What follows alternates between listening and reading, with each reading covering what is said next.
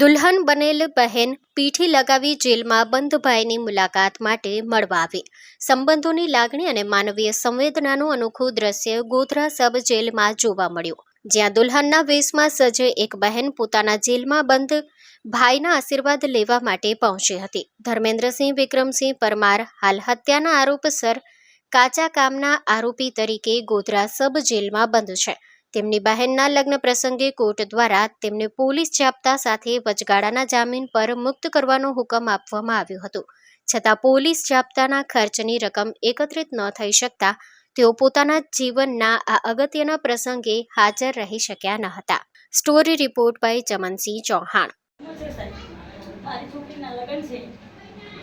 અમે રજા કરાવી પણ અમારાથી પૈસા વધારે હતા એટલે મારાથી છોકરાને છોડે એવી શક્યતા નથી.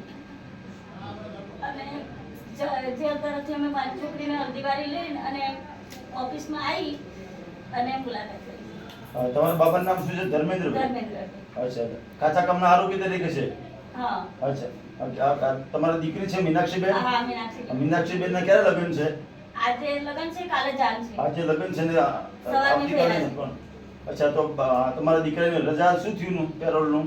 પેરોલનું હતું સાહેબ, પણ મારાથી પૈસા વધારે હતા એટલે મારાથી ભરી શકાય એવું નથી. આ છે આરોપી ધર્મેન્દ્રસિંહ વિક્રમસિંહ પરમાર 302 ના કેસમાં છે.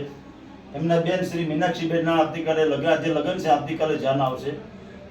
ભાઈના લગ્ન હોવાથી ભાઈની નામદાર કોર્ટે ટેમ્પરરી બેલ આપેલા, પણ જાપ્તા સાથે પેરોલ હોવાથી જાપ્તાનો ખર્ચ પહોંચી વળે તેમ ન હોય, મસ્કો આરોપીના મમ્મી કૈલાસબેને પેરોલની વ્યવસ્થા ન થતા આજે પીઠી લગાવી છે. બેન શ્રી મીનાક્ષીબેન જેલ પર આવેલા અને મુલાકાતની માગણી કરેલી.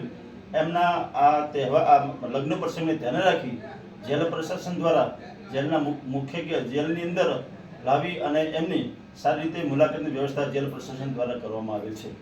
બેન કહે છે કે મારો ભાઈ મારા શાદીમાં આવી શક્યો નથી ઘરે, એટલે પીઠી લગાવેલ પીઠી સાથે બેન આજે ગોધરા સબ જેલ ખાતે આવી અને ભાઈને મળવા આવ્યા છે અને જેલ પ્રશાસન દ્વારા તેમની વિશેષ મુલાકાતની વ્યવસ્થા કરી આપેલ છે.